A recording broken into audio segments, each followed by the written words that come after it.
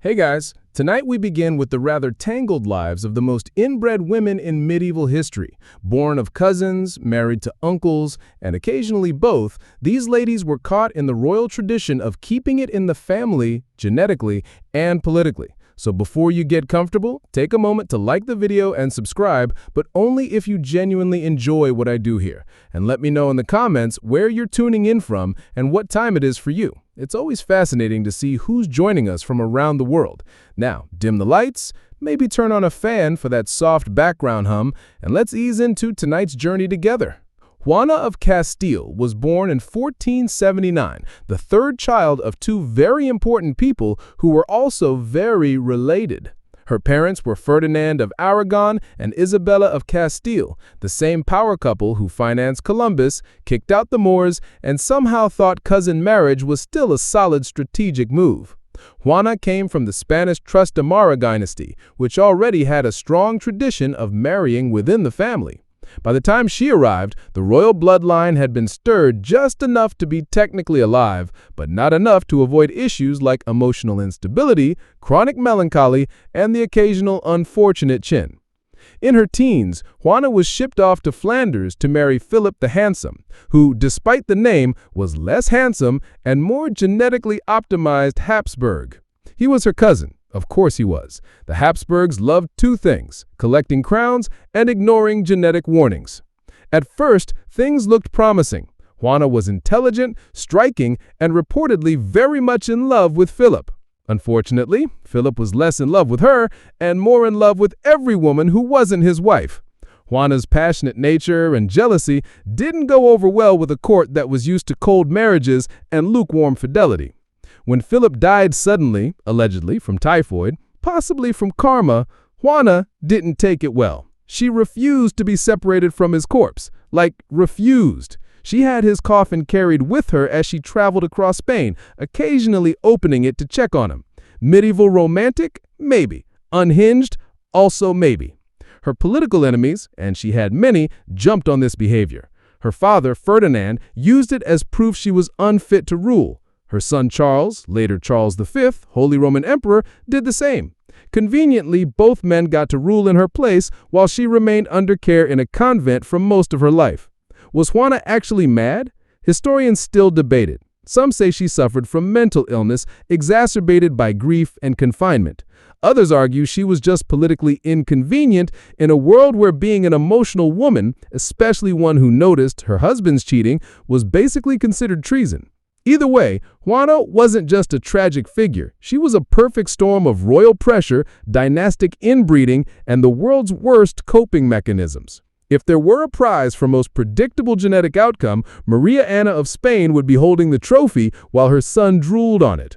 Born in 1634, Maria Anna was the daughter of Philip III of Spain and Margaret of Austria, who were themselves cousins in that uniquely enthusiastic Habsburg way. So, naturally, Maria Anna married her uncle. That's right, not distant cousin, not second cousin twice removed, but her actual uncle, Ferdinand III, Holy Roman Emperor. Because when your family tree is just a loop with ambition, why not double down? Maria Anna was intelligent, devout, fluent in several languages, politically aware, and apparently kind-hearted. She brought dignity to the imperial court, along with the genetic equivalent of photocopying a photocopy. Her most significant contribution to history, giving birth to Charles II of Spain, arguably the most inbred monarch to ever sit on a throne without falling off. Charles inherited not just the crown, but the entire Habsburg gene backlog: an oversized jaw, a weak chin, chronic illness, infertility, and a suspected cognitive delay. He struggled with basic functions, such as eating and speaking, which, to be fair, is relatable before coffee, but less so when you're ruling a global empire.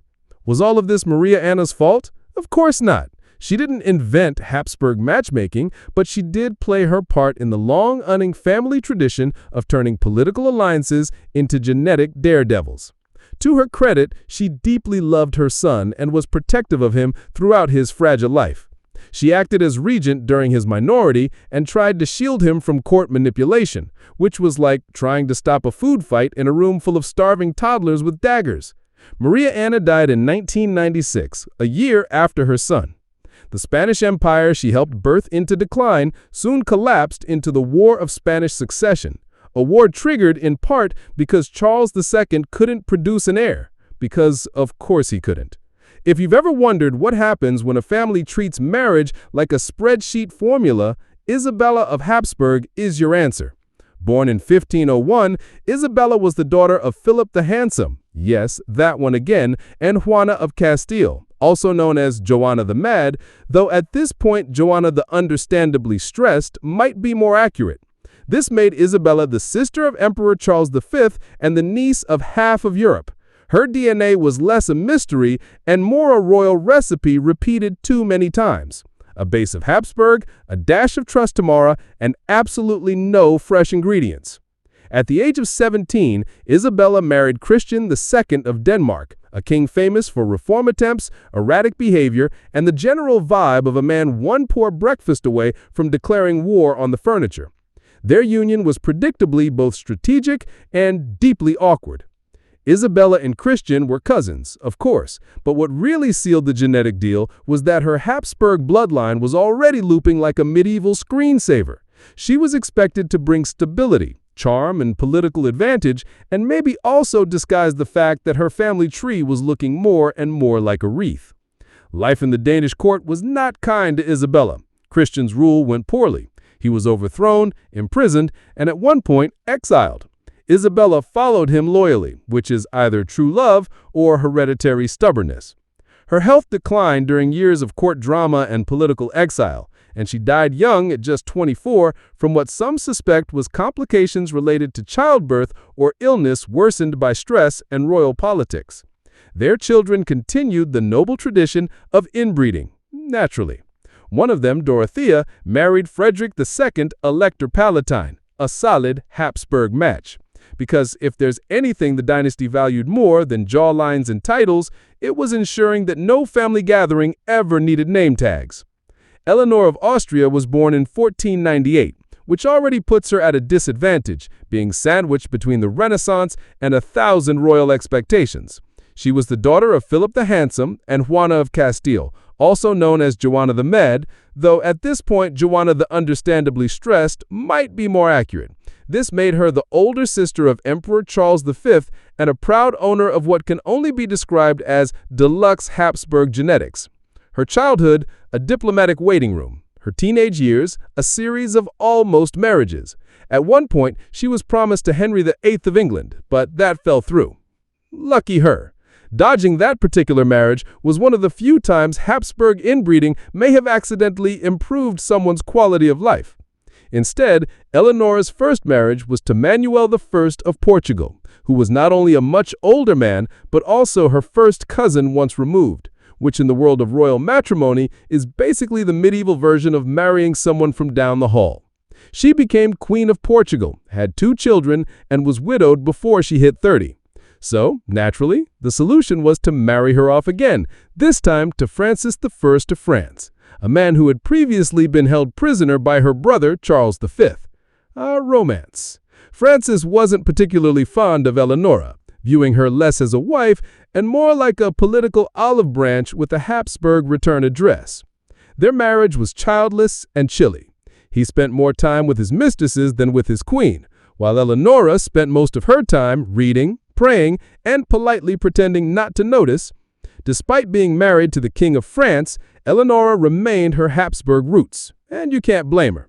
They may have been inbred, but they were predictable. Eleonora outlived both her husbands and retired quietly into the political shadows, dying in 1558. She was known for her piety, composure, and the remarkable ability to survive 2 royal marriages without causing a scandal, an Olympic-level achievement in her family. Her life was a masterclass in silent endurance. Though she didn't spark wars or scandals, she embodied the Habsburg woman's job description. Marry the cousin, produce the heir, and pretend that the family resemblance isn't getting stronger with each generation. Catherine of Aragon was born in 1485 to Ferdinand of Aragon and Isabella of Castile, Spain's power couple and part-time genealogical bottleneck. As a princess of 2 United Kingdoms, Catherine had everything: wealth, education, titles, and a family tree that circled tighter than a medieval drinking song. By the time she turned 3, Catherine was already betrothed to Arthur, Prince of Wales, eldest son of Henry VIII. Why? Because Europe's royal families had a charming habit of marrying their cousins to other cousins, preferably in matching coats of arms. Catherine and Arthur were second cousins through John of Gaunt, which in noble terms is basically barely related. They married in 1501 and Arthur promptly died 5 months later. Did the marriage include relations? That question would come to define English history, spark the Reformation, and confuse lawyers for generations. In the meantime, Catherine was stuck in diplomatic limbo, a teenage widow living in England, no husband, no dowry returned, and still very much a pawn in the game of royal alliances. Enter Henry VIII, Arthur's younger brother, and eventually her second husband. It's not every day you married 2 sons from the same family, but hey, the Tristamaras were all about reusing names, titles, and apparently spouses. Their early years were genuinely affectionate. Catherine was intelligent, graceful, and politically savvy. She gave Henry prestige, an alliance with Spain, and 5 pregnancies, only one of which survived, Mary, later known as Mary I of England. Unfortunately, Henry wanted a son, and Catherine, after years of miscarriages and heartache, couldn't deliver one. That's when things went from awkward to apocalyptic. Henry claimed their marriage was invalid because Catherine had been married to his brother. Catherine, backed by the Pope, insisted it was legitimate.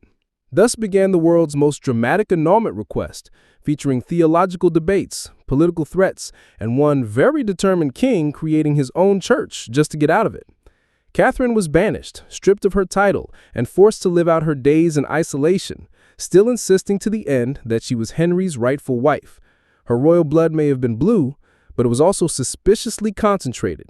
Her marriage helped shape English history, not through battle or diplomacy, but by reminding everyone that marrying within the family tree rarely ends quietly. Margaret of Austria was born in 1480, the only daughter of Emperor Maximilian of Austria and Mary of Burgundy.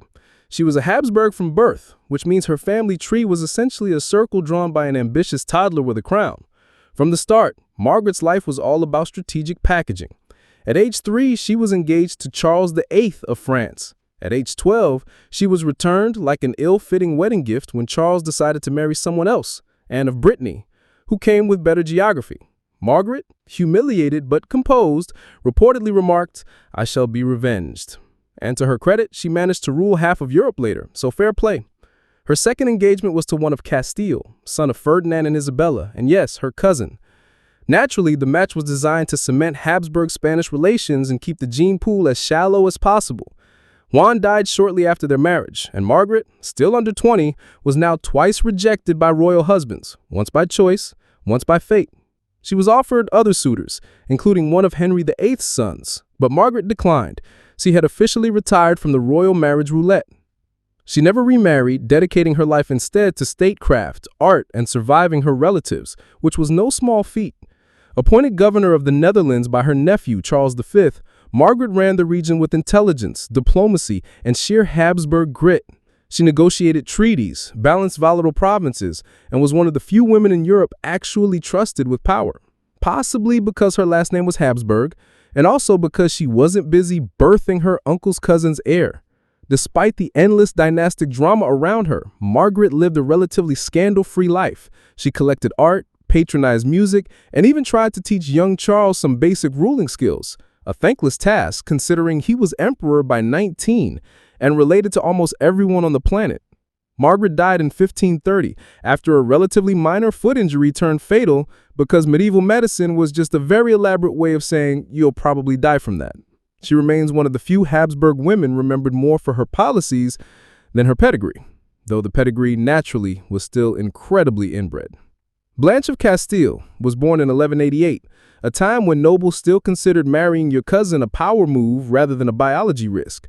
As the granddaughter of Eleanor of Aquitaine and Henry II of England, and the daughter of King Alonso VIII of Castile and Eleanor of England, Blanche entered the world with more royal blood than hemoglobin. By the time she could walk, her family was already plotting which relative she'd marry. The winner? Louis VIII of France, her cousin. Not just third cousin twice removed at Christmas, more like we share grandparents. Should we still do this?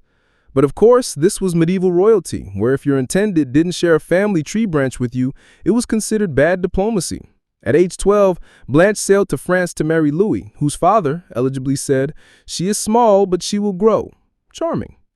They were married in 1200, launching Blanche into a life of dynastic chess, religious fervor, and politely ignoring the fact that most of her husband's ancestors were also hers.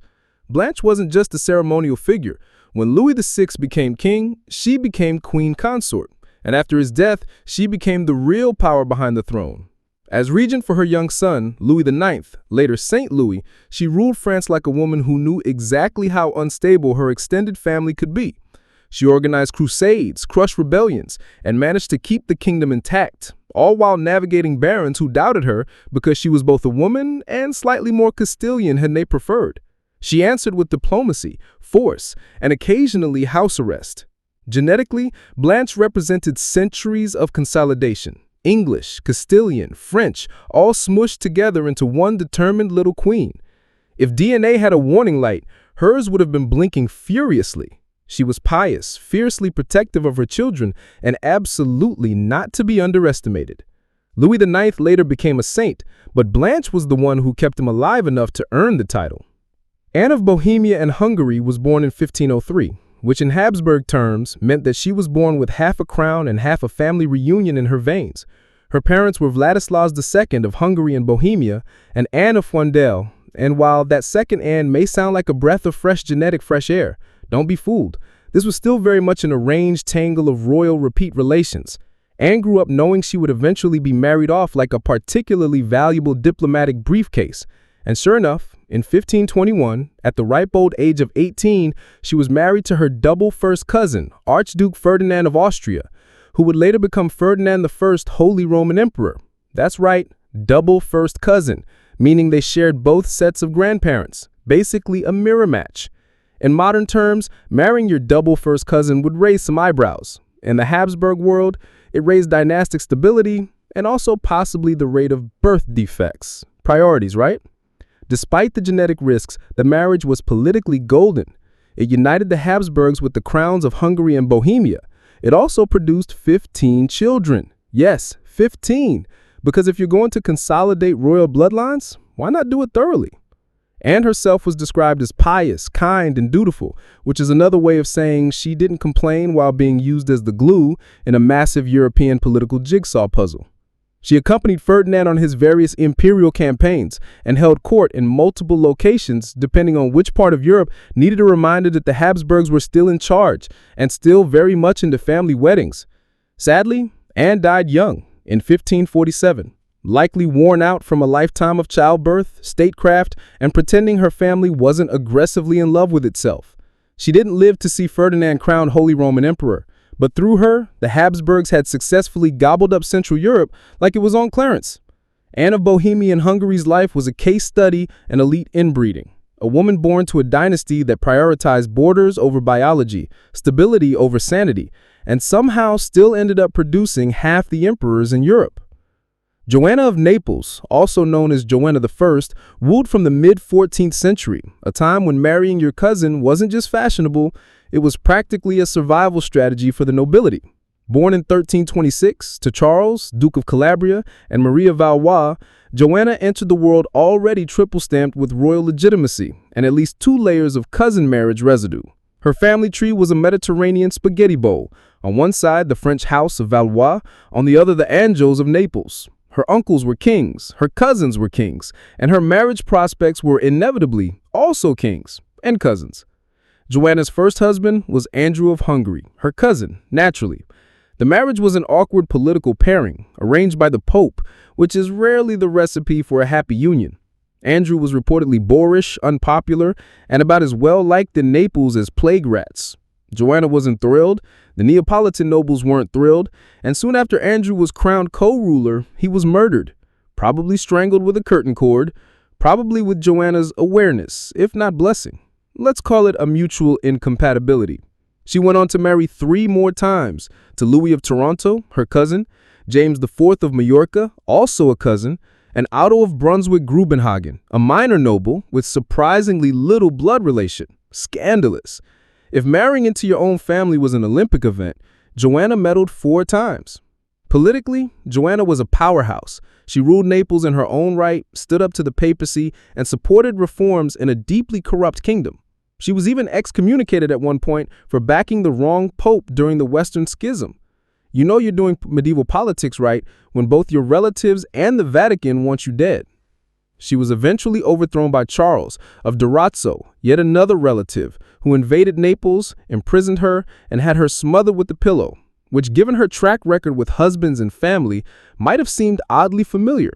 Joanna of Naples ruled boldly in a male-dominated world, married her way through multiple family branches, and died in the arms of someone who probably shared her great-great-grandmother.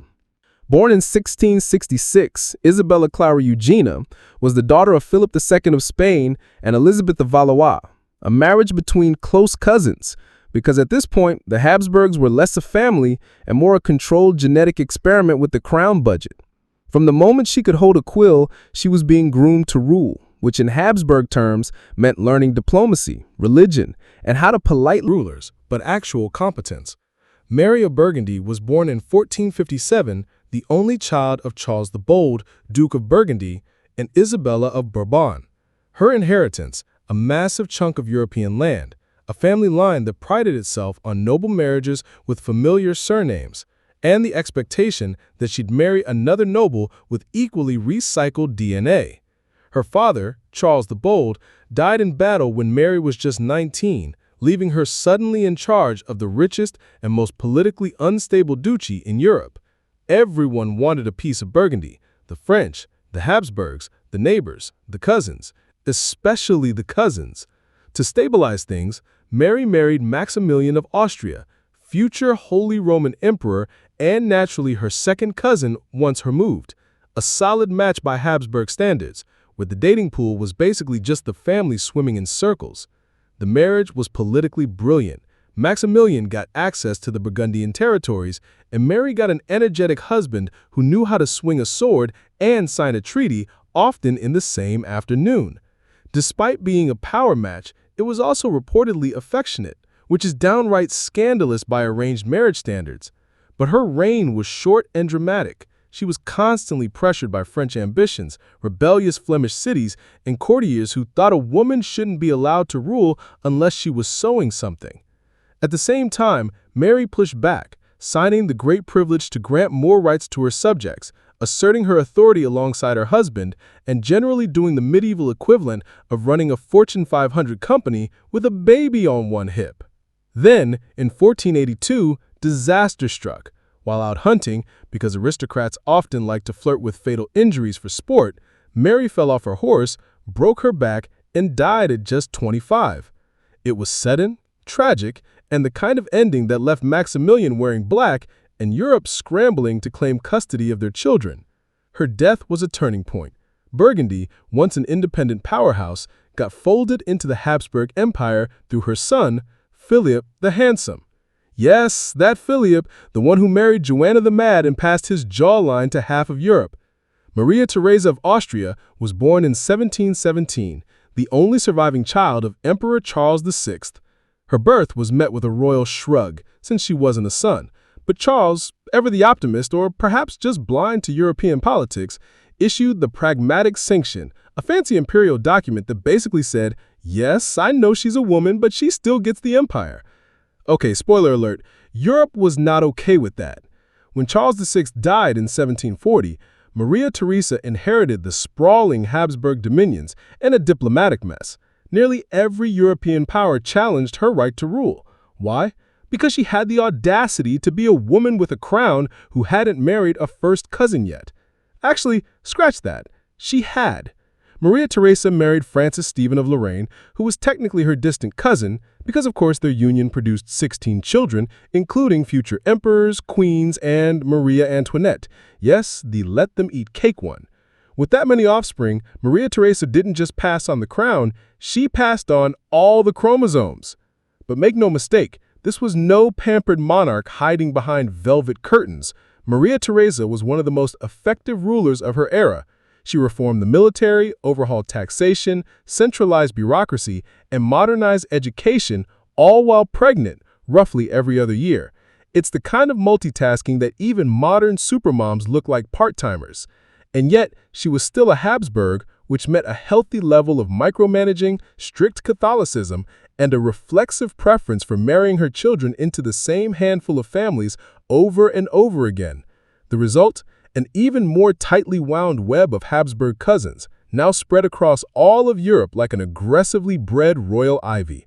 She ruled until her death in 1780, having outlived her husband, survived multiple wars, and ensured that the Habsburg name stayed plastered across the continent for another generation or 5.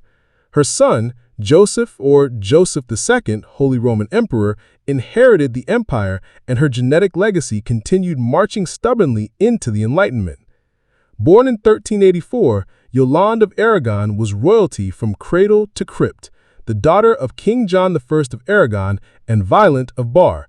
In other words, she had more noble surnames than most people had teeth.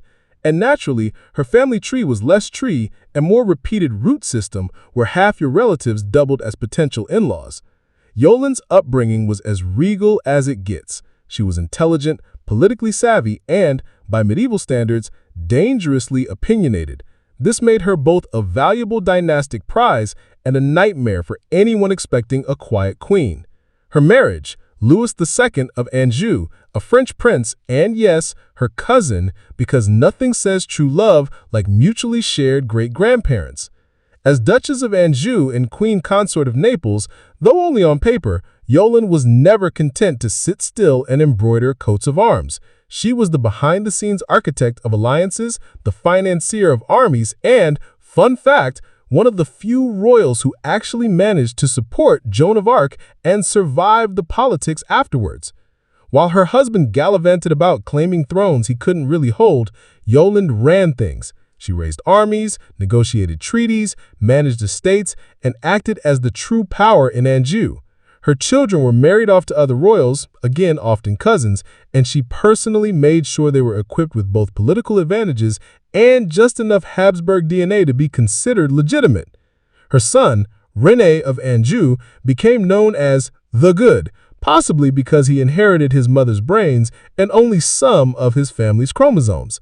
Her daughter Mary married Charles VII of France, giving Yolande influence over the French throne and, more importantly, access to manipulate Joan of Arc's military campaigns without lifting a sword.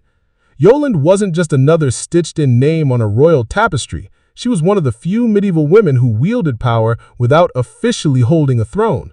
Behind every weak king and ambitious general stood a Yolande, occasionally rolling her eyes and correcting the map. She died in 1442, having outlived enemies, husbands, and the worst of the 100 Years' War. She was inbred, yes, but also incisive, calculating, and every bit as influential as the kings she quietly outplayed. Margaret of York was born in 1446 to Richard Plantagenet, Duke of York, and Cecily Neville, two people so noble they could barely enter a room without tripping over their own heraldry. As the sister of Edward IV, Richard III, and roughly half the War of the Roses, Margaret's DNA was already programmed for intrigue, bold decisions, and close proximity courtship. So naturally, she married Charles the Bold, Duke of Burgundy, a man known for his ambition, terrifying military obsession, and crucially, for being yet another cousin in the pan-European gene zoop. Their union in 1468 was less about romance and more about making France nervous. Margaret brought English prestige, and Charles brought, well, a remarkably pointed beard and unrelenting stubbornness. Despite the political matchmaking, their marriage was reportedly respectful and even, dare we say, functional. Margaret fit in surprisingly well at the Burgundian court, which was less dusty medieval and more pre-Renaissance Instagram influencer, full of silks, tapestries, miniature dogs, and a dangerous obsession with embroidery. Her intelligence and diplomatic skills quickly earned her the nickname the Great Lady of the Netherlands. She played hostess to dignitaries, managed court finances, and even handled correspondence when Charles was out doing Charles things, usually starting wars he couldn't finish. After he died, predictably in battle, Margaret didn't pack up her gowns and retire. No, she doubled down. She became regent and protector of her stepdaughter, Mary of Burgundy, an advisor to her stepson-in-law, Maximilian of Austria. And yes, that's the Maximilian who married and passed the Habsburg name into even more European branches, like a particularly smug virus. Margaret didn't add another strand to the inbred family knot, but rest assured she tied it tighter with impeccable etiquette and just enough royal smugness to make it last. Catherine de' Medici was born in 1519 into the powerful but somewhat scandal-prone Medici family of Florence. Technically, not born inbred by Habsburg standards, meaning she had at least a few non-cousins in her ancestry. But Catherine soon made up for lost dynastic entanglement by marrying into the French royal family and producing a small army of genetically familiar monarchs.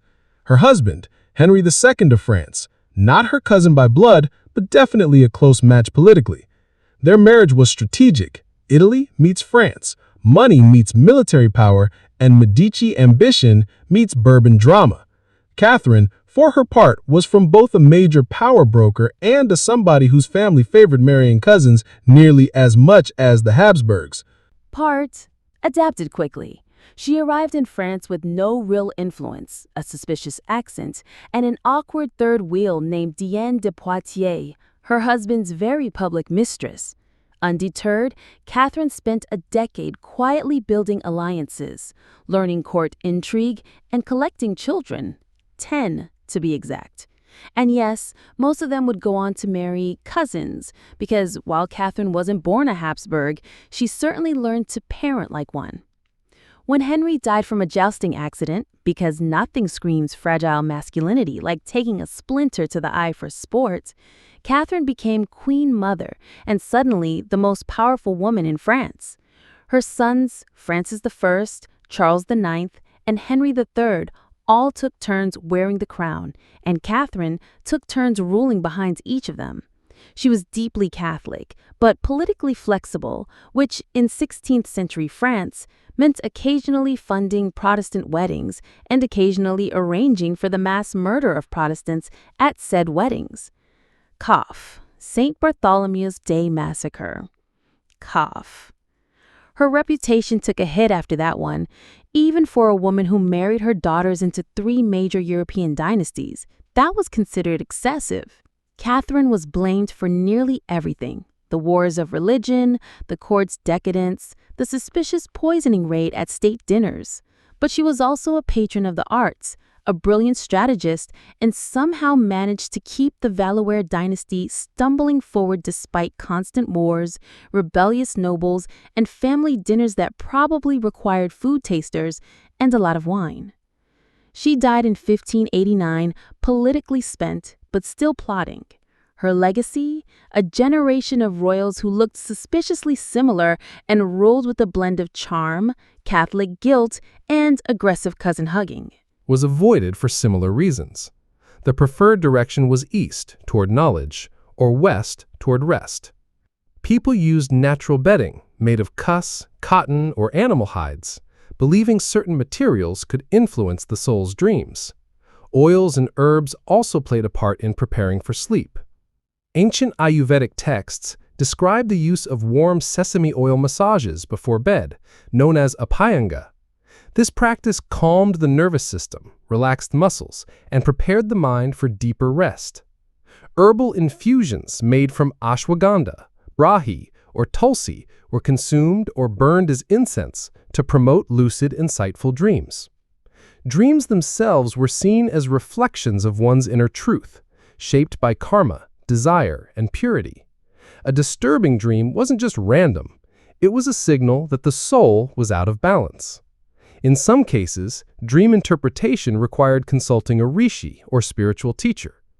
In Vedic India, sleep wasn't an escape, it was a return, a reunion with the eternal self, wrapped in breath, mantra, and divine intention.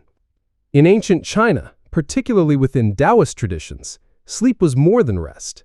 It was an energetic reset, a time when the body rebalanced its internal energies and the spirit journeyed beyond the physical realm. To sleep well wasn't just about being tired, it was about being in harmony with the cosmos. According to Taoist philosophy, the human body was filled with qi, a vital life force that flowed through channels called meridians. If this flow was disrupted, sleep would suffer. So nighttime rituals were focused on preserving and regulating qi before bed. This involved specific diets, breathing exercises, postures, and even the timing of sleep. You didn't just go to bed, you entered a sacred process of tuning the body with heaven and earth. Taoist monks developed pre-leap practices like qigong or slow mindful movements paired with deep breathing. These were often followed by meditation to calm the shen or spirit, which was believed to reside in the heart. If the shen was agitated due to emotions, poor diet, or even noisy surroundings, the dreamer might experience nightmares, restless sleep, or even spiritual attacks. Sleep environments were carefully curated. Beds were made of wood or bamboo materials, thought to support good energy flow. Headrests were firm and low, so the body's alignment remained correct and qi circulated freely. Rooms were often sparsely decorated to avoid overstimulation. Cleanliness wasn't just a preference, it was energetic hygiene. The position one slept in also mattered. Lying on the right side was considered best for digestion and dream clarity. Feet and head direction were aligned with geomantic principles, similar to what would later evolve into feng shui. Dreams were seen as journeys of the hun, the ethereal soul. While the po, the physical soul, remained with the body, the hun traveled through the spirit world during sleep. If a person awoke feeling depleted or frightened, it was believed their hun had become lost or attacked. Protective talismans or cinnabar-based charms were sometimes placed under pillows to keep spirits safe. Taoists didn't view dreams as mere psychology. They were diagnostic tools, spiritual maps of energy and karma. Sleep, when done properly, was a form of internal alchemy, a practice of nurturing immortality one night at a time. Long before contact with Europeans, many indigenous American tribes regarded sleep and dreams as gateways to spiritual guidance, ancestral wisdom, and personal transformation. Among the Lakota, Navajo, Hopi, and other nations, dreams were not merely personal experiences, they were communal and cosmic messages that had the power to shape a person's destiny or even the fate of the tribe. Night rituals varied from tribe to tribe, but a shared belief was that dreams connected the dreamer to the spirit world, often through the intervention of animal guides, ancestors, or deities. To prepare for this connection, individuals engaged in ritual purification. One common method was the sweat lodge, a ceremonial steam bath used to cleanse the body and spirit. Participants would sit in a dome-shaped structure filled with steam from water poured over heated stones, chanting prayers and songs to invite guidance and clarity before sleep. For those seeking deeper visions, especially young men coming of age, tribes practiced the vision quest, a sacred rite involving fasting, isolation, and often sleeping in nature for several nights. The initiate would find a remote location, construct a small space or circle, and sleep there under the stars with no food, water, or company. The goal wasn't just survival, it was to dream. The dream would then be interpreted by tribal elders or shamans and often dictated the seeker's future role: warrior, healer, storyteller, or leader. In everyday life, many indigenous communities believed in dream catchers, a now popular symbol that originated with the Ojibwe people.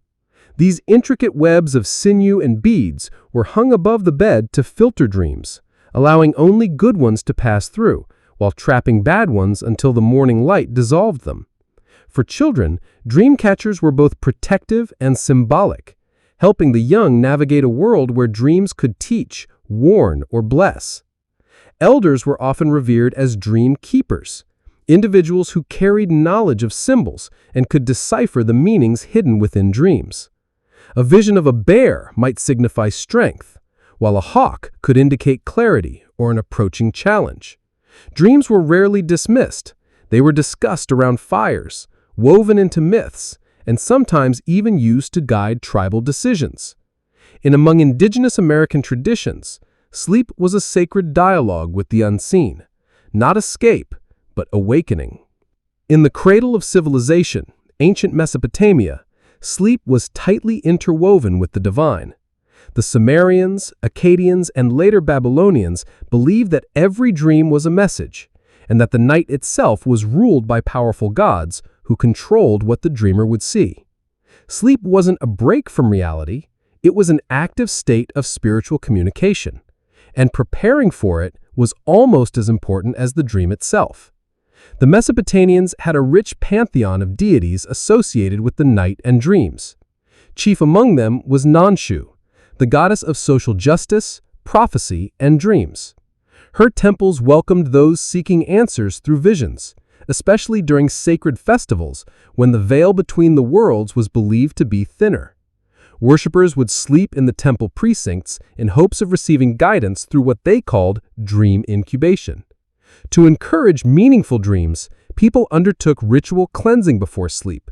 This might include bathing in sacred rivers like the Euphrates or Tigris, anointing the body with perfumed oils, and reciting invocations to Nanchi or Aya, the god of wisdom and magic. Priests often prescribed these rituals as spiritual prescriptions for dreamers seeking help with illness, personal crises, or political decisions. Inside homes, chambers were modest but spiritually fortified. Small clay tablets with inscriptions or protective charms might be placed under pillows or hung near the bed. These included apotropic spells to ward off night demons, like Lamashtu, a fearsome female spirit said to harm women and children in the night. Amulets of the demon slayer Pazuzu were especially popular, positioned to guard sleepers from harm. Dream interpretation was a highly respected profession. Dream readers, or baru, compiled thick manuals, proto-dream dictionaries, based on centuries of observed symbolism. These tablets categorized dreams by content, animals, weather, food, celestial events, and even the emotions felt during the dream. A lion might predict royal favor. A collapsing house might mean impending disaster. The Mesopotamians were early masters of onoramancy, or divination through dreams. Sleep in ancient Mesopotamia was never passive. It was a ritual, a risk, and a revelation. Entering the world of dreams meant entering the jurisdiction of the gods, and you'd better be prepared with your prayers, your oil, and your protective charms. Among the ancient Celtic peoples, from the misty highlands of Scotland to the oak groves of Gaul, dreams were seen as portals to the otherworld, a mystical plane inhabited by spirits, fae, ancestors, and deities. While the Celts left behind fewer written records than some ancient cultures, oral traditions and later Roman accounts reveal that sleep rituals, especially among the Druids, were rich with symbolism, mystery, and sacred intent. The Druids, spiritual leaders and scholars of Celtic society, believed that during sleep, the soul could cross into the otherworld, a place not of the dead, but of deeper truth. This world existed in parallel with the human realm, and dreams were one of the rare bridges between the two. To access it properly, the body and spirit had to be primed. Night rituals often began with purification using herbs. Mugwort, vervain, and yarrow, plants still associated with dreams and visions today, were burned or placed under pillows to enhance dream clarity. The smoke from these herbs was believed to thin the veil between worlds. Some even brewed them into teas or potions before bed, consumed with whispered prayers to the fair folk or ancestral spirits. Sleep spaces were deliberately chosen for geomantic alignment. Certain hills, stone circles, or sacred groves were believed to be points of energetic convergence, places from their departed loved ones, or messages from gods like Brigid or the Dagda. Some warriors and leaders reportedly sought prophetic dreams before battle, sleeping alone in caves or forests after intense fasting and chanting. These dreams were believed to carry omens about victory or doom and were treated with immense seriousness. Symbols from dreams like animals, colors, or landscapes were brought to the Philly, Celtic poets and seers who interpreted them in verse. A white stag might mean transformation. A dream of drowning in a forest might point to betrayal. Dreams were woven into Celtic mythology, shaping both personal destinies and communal stories. In the Celtic world, the night wasn't silent. It pulsed with whispers from beyond, carried into the dreams of those brave or pure enough to listen. In ancient Japan, the line between sleep, magic, and the unseen was carefully navigated through a spiritual system known as onmoyado, the way of yin and yang. Rooted in a blend of Taoist cosmology, Shinto spirituality, and Buddhist elements, onmoyado offered both elite courtiers and commoners tools to protect the soul during slumber and to harness the messages embedded in dreams. Central to onmoyado was the belief that the night was a time when the yin forces, dark, hidden, and often chaotic, were strongest. Sleep made a person vulnerable to possession by malevolent spirits known as yokai or urei, and to being influenced by bad kimon or directional energy. To combat this, practitioners used a variety of pre-sleep rituals that combined spiritual defense and purification. One such ritual involved the placement of ofura, paper talismans inscribed with sacred spells, on bedroom walls or near sleeping mats. These charms were often blessed by an onyoji, a specialist trained in astrology, divination, and exorcism. The talismans could repel spirits, seal bad dreams, or channel good fortune. Before bed, it was also common to light incense made from sandalwood or aloes wood. The scent was believed to please guardian spirits and create a purifying barrier. In noble households, ritual chanting or silent recitation of Buddhist sutras might be performed to calm the mind and invite peaceful sleep.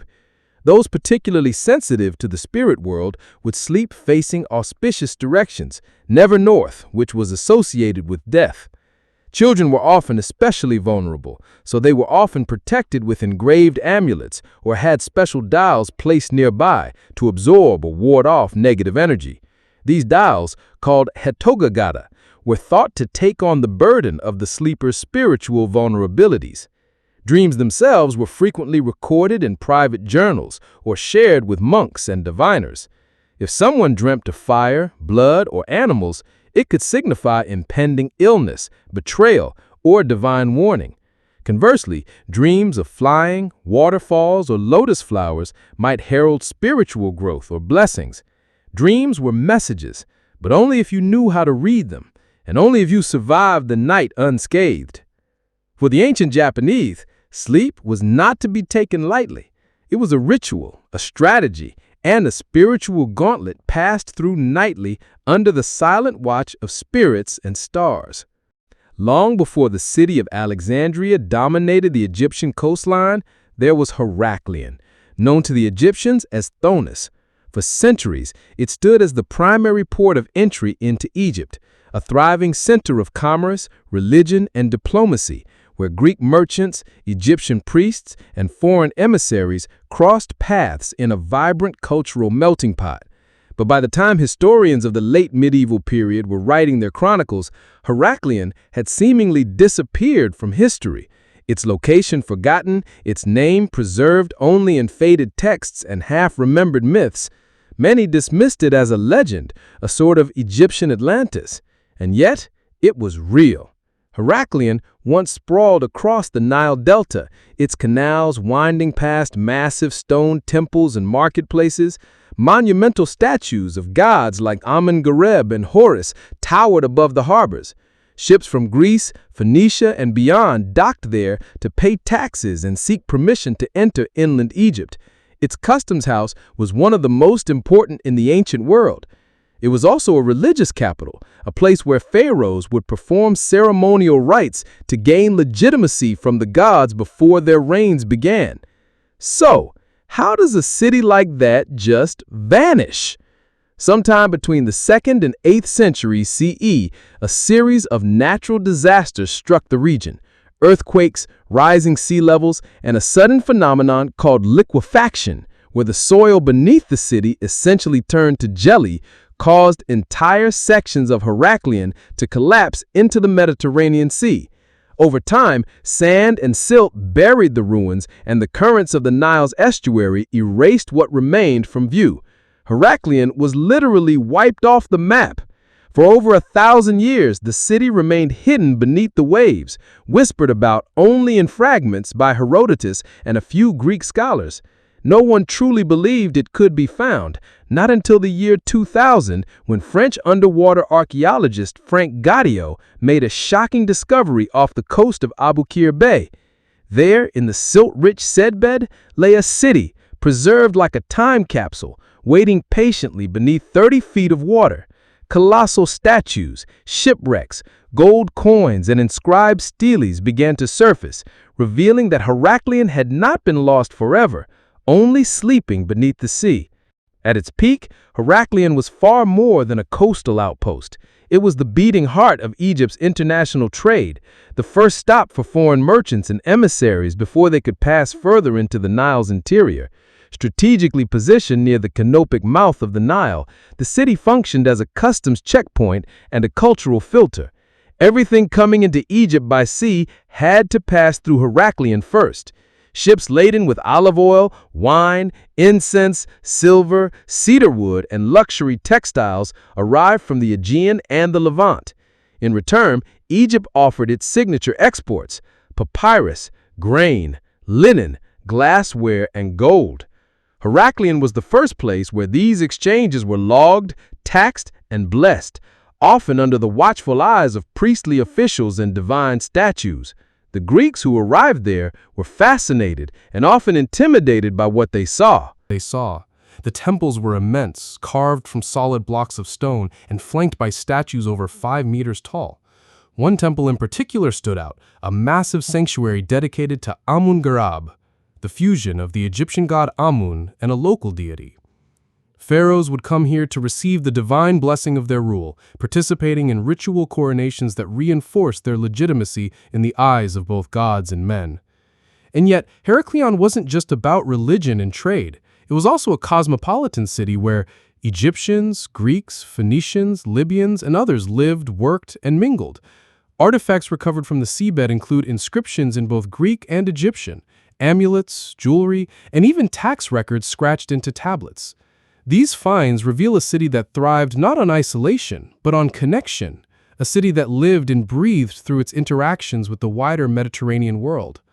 Frank Gaudio's underwater excavations have uncovered over 70 ancient shipwrecks, many of which were used to ferry goods to and from Heracleion's busy docks. Anchors, ceramics, and coins confirm that trade was both extensive and regulated. Temples kept detailed records of taxes collected from incoming cargo, gold for the state, incense for the gods. In short, Heracleion was Egypt's maritime soul, a place where divine authority met international commerce. It stood as the guardian of the Nile, welcoming the world and guarding its secrets until the sea reclaimed them. One of the most astonishing revelations about Heracleion came not from coins or ships, but from the massive temples that still rest beneath the sea. These weren't minor shrines tucked into corners. They were sprawling, monumental structures made of limestone and granite, dedicated to gods who ruled the Nile and the cosmos itself. The crown jewel of the city was the Temple of Amun-Garab, a massive religious complex that likely served both political and spiritual functions. It was here that pharaohs received divine sanction, performing rituals to confirm their legitimacy. Heracleion wasn't just a customs checkpoint. It was a place of ritual coronation, where Egyptian rulers spiritually tied themselves to the divine order, the concept known as Mayat. But the real marvel is how much of it still survives. When Frank Gaudio and his team dove beneath the silt-choked waters of Aboukir Bay, they discovered colossal statues, many still standing upright. Some measured over 5 meters tall, including a massive statue of the god Hapi, symbol of abundance and the flooding Nile. Others included statues of queens and pharaohs carved with astonishing precision. What's more shocking, some were found nearly intact despite being underwater for over 1,000 years. Then there were the stelae, giant stone slabs inscribed with hieroglyphs. One particularly important find was the decree of Nectanebo Fi, an official proclamation carved into granite which listed religious laws and temple privileges. Its survival underwater is a miracle in itself, and it offered hard proof that Heracleion wasn't just myth, but a major religious hub backed by the state. Temples in Heracleion were not only religious centers, they also acted as repositories of wealth and knowledge. Offerings from around the Mediterranean poured in: gold, alabaster jars, ritual knives, and incense burners. Statues of Osiris, Isis, and Horus lined temple halls, and ceremonial boats were used in sacred processions, some of which were found submerged, but astonishingly well preserved. What these temples reveal is clear. Heracleion was a spiritual capital, not just a trade port. The rituals performed here shaped the destiny of kings, blessed the economy, and bridged the world of the living with the realm of the gods. All now eerily silent, but preserved in stone beneath the waves. For over 1,000 years, Heracleion was lost, buried beneath layers of sediment, forgotten by maps, and dismissed by many as myth. But in the year 2000, the silence of the sea was finally broken. French underwater archaeologist Frank Goddio, backed by the European Institute for Underwater Archaeology, IAESM, made a discovery that would stun the world: the sunken remains of a city that defied time. Goddio had spent years studying ancient texts and scouring the murky waters of Abukir Bay, just off the coast of modern-day Alexandria. The region had long been suspected of hiding secrets. Clues were buried in the writings of Herodotus, Strabo, and Egyptian records, all hinting at a once great city swallowed by the Mediterranean. But until Godio's expedition, no one had found physical proof. Using advanced sonar and magnetometry, his team scanned the seafloor, identifying anomalies hidden beneath meters of silt. What emerged wasn't just a scattering of relics, it was a fully submerged city. Whole streets, canals, temples, statues, and shipwrecks lay preserved in the anaerobic depths, protected from erosion by layers of mud and sediment. The first things recovered were colossal statues, including 2 imposing 5-meter figures of a Ptolemaic king and queen believed to represent a ruling couple who had once governed Heracleion. Soon followed a massive stele inscribed in both Egyptian and Greek, confirming the city's identity. The bilingual inscriptions were a historian's dream, tangible proof that Thonis and Heracleion were in fact the same city, known by different names to Egyptians and Greeks. Over the next few years, Godio's team uncovered over 70 ancient shipwrecks, thousands of coins, weights, religious artifacts, and ceremonial vessels. What made this discovery extraordinary wasn't just the volume, but the state of preservation. Unlike ruins found on land, these artifacts were untouched by looters or weather, frozen in time beneath the silt. Frank Godio's rediscovery of Heracleion wasn't just an archaeological achievement. It was a resurrection. A city believed to be legend was now re-emerging piece by piece, offering a stunning glimpse into a world lost forever. And perhaps, most exciting of all, only a fraction of the city has been excavated. Heracleion still sleeps, waiting for the next dive. Heracleion's rise was spectacular, but its fall was slow, silent, and devastating. Unlike cities destroyed by fire or war, Heracleion vanished beneath the sea in a gradual, almost ghostly decline. There was no single day of doom. Instead, the city was lost through a series of natural disasters that unfolded over centuries, the kind of events too quiet to make headlines, but powerful enough to erase a civilization. The first culprit was tectonic activity. The Nile Delta sits on a seismically active zone, and Heracleion's foundations were particularly vulnerable. Small but repeated earthquakes may have weakened the soft, waterlogged ground beneath the city, which was built on silt and clay rather than firm bedrock. But it wasn't just the tremors that doomed Heracleion. It was a geological phenomenon known as liquefaction. Liquefaction happens when the ground becomes saturated with water and loses its ability to support weight. Imagine a layer of wet sand suddenly turning to quicksand. That's what happened beneath Heracleion. As earthquakes shook the delta and rising sea levels pushed salt water further inland, the earth literally liquefied, and whole sections of the city began to sink. Buildings, temples, even ships pulled downward into the mud. Over time, the city fragmented. Canals overflowed, quays collapsed, and temples began to tilt and vanish below the surface. The bustling port slowly became unusable, forcing trade to shift westward toward Alexandria, which rose in prominence. By the end of the 2nd century BCE, Heracleon's importance was waning. By the 8th century CE, it had almost completely disappeared beneath the waters of the Mediterranean. What's chilling is how little anyone did to stop it, because no one could. Nature moved slowly, but relentlessly. The people of Heracleion didn't flee in panic. They adapted, rebuilt, and prayed.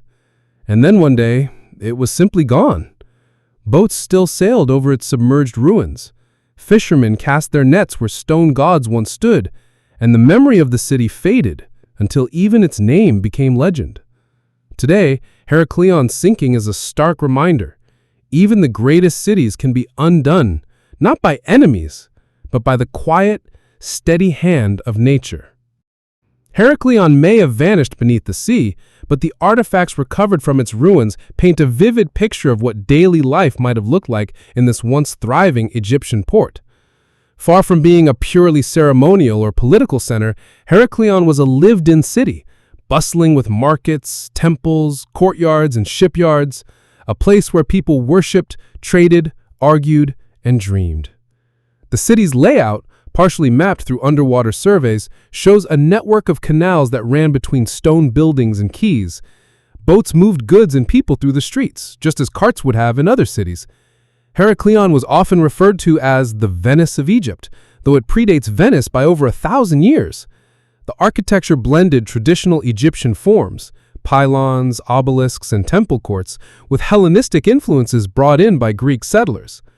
The people who lived here were a diverse mix: Egyptians, Greeks, Phoenicians, Libyans, and other seafaring merchants.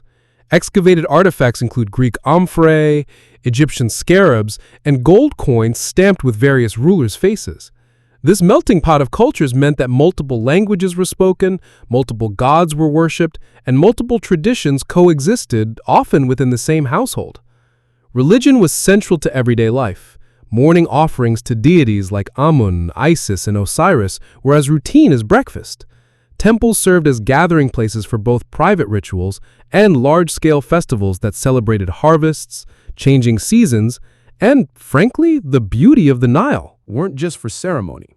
They acted as economic engines, employing artisans, scribes, and priests. They stored wealth, administered law, and even recorded taxes. One stele recovered from the site reveals detailed temple protocols, including the taxation of imported goods, proving that religious life and trade were inseparably linked.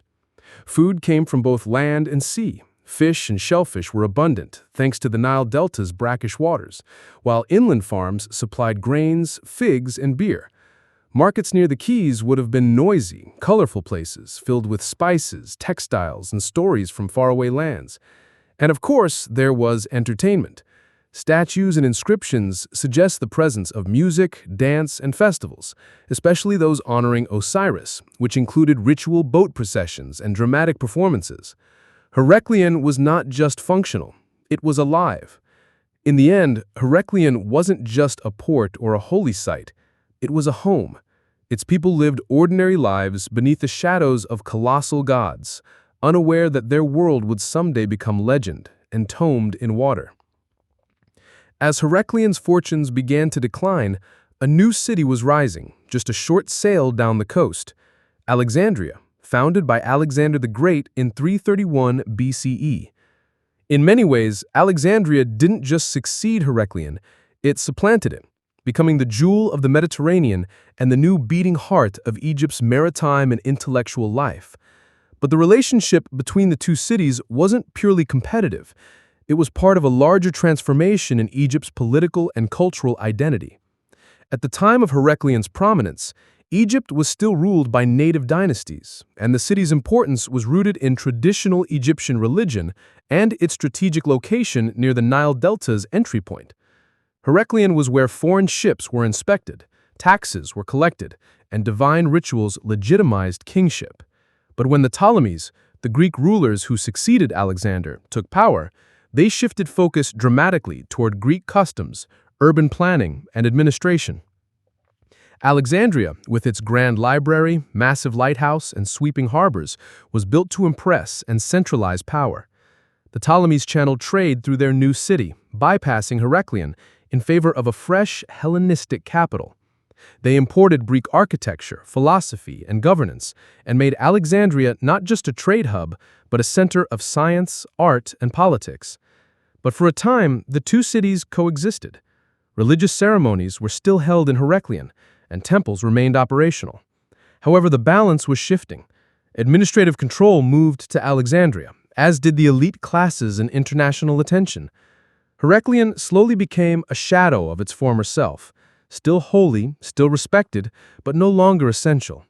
Then came the environmental blows, the liquefaction of the ground, the rising sea levels, and the eventual submergence of Heracleion.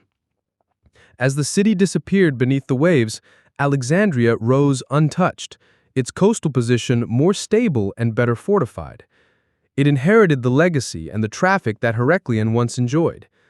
Today, the ruins of both cities tell two sides of the same story. One lies buried beneath the sea, its stones wrapped in silence. The other still buzzes with life, though much of its ancient grandeur has faded. But without Heracleion, there would be no Alexandria. The old city was the gateway and the foundation upon which Egypt's future was built. When Heracleion slipped beneath the sea, it took with it not just temples and statues, but the everyday belongings and sacred objects that defined life in a great city. And thanks to the oxygen-poor, silt-rich waters of Abu Qir Bay, many of these items have been preserved in astonishing condition, allowing modern archaeologists to piece together not just what the city looked like, but how its people lived, worked, worshipped, and sailed. Among the most breathtaking discoveries are the colossal statues, some measuring over 5 meters tall. These include representations of Ptolemaic rulers, Egyptian deities like Isis and Hapi, and even monumental sphinxes. Though toppled by time, many were found lying where they fell, surrounded by temple debris, as if the moment of collapse had been frozen in mud. Their expressions, posture, and inscriptions are still visible, testifying to the artistic skill of the city's craftsmen. But it's not just the monumental that survived. Divers have uncovered thousands of smaller artifacts: gold coins, lead weights, ceremonial tools, jewelry, and fragments of pottery. One particularly fascinating find was a cache of bronze ritual vessels, likely used in temple ceremonies, bearing intricate inscriptions and religious iconography. Others include oil lamps, writing tools, and personal adornments, the kinds of things someone might have carried in a satchel or kept on a home altar. Heracleion was also a port, and its maritime legacy is undeniable. Over 70 shipwrecks have been identified, many preserved with their cargo still aboard. Wooden hulls, anchors, and nautical tools have helped researchers understand how ancient Egyptians and their foreign visitors navigated trade. Some ships even appeared to have sunk while docked, suggesting they went down during the same seismic events that doomed the city.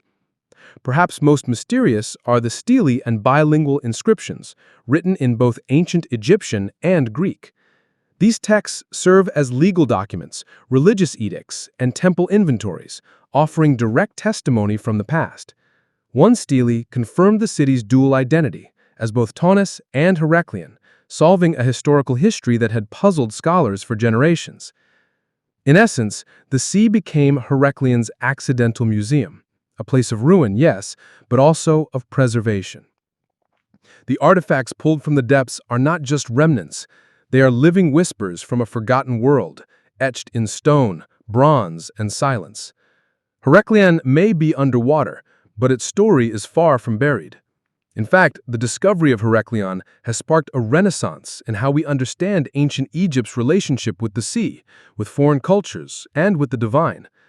What was once dismissed as a myth, a name whispered by Herodotus, half believed by scholars, is now a powerful reminder that history still holds secrets waiting to rise from the deep.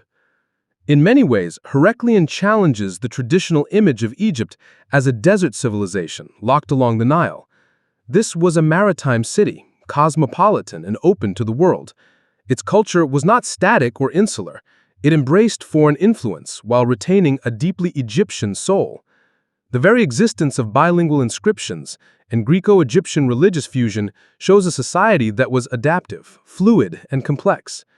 For archaeologists and historians, Heracleion is a goldmine, not just of physical objects, but of context. It helps fill the gaps in our understanding of Egypt's late dynastic and early Hellenistic periods. It shows us what a living port city looked like, how temples functioned as both sacred and bureaucratic centers, and how natural disaster could slowly unmake an empire's gateway. But the city's legacy isn't just academic, it's deeply human. The statues, the coins, the wrecked ships, they tell stories of real people. Merchants tallying cargo, priests whispering incantations in temple courtyards, sailors docking in foreign harbors under the eyes of stone gods, mothers praying to Isis for their children's safety. All of that life preserved underwater, silent for 1,000 years, now speaks again. The discovery of Heracleion has also changed the future of archaeology itself. It's proof that submerged cities aren't fantasy. With the rise of sea levels and shifting climates, modern scientists are now rethinking what might lie beneath other coasts. Carthage, ancient Alexandria, even parts of India and Southeast Asia. Heracleion has become a blueprint for uncovering the past in the most unexpected places. Today, its treasures are displayed in museums. Its story is told in documentaries and books. But the city still sleeps beneath the waves, mostly unexcavated, vast and waiting. Heracleion is no longer lost, but it remains a mystery, a ghost city between worlds, whispering across time from a sunken age of gods, trade, and vanished empires.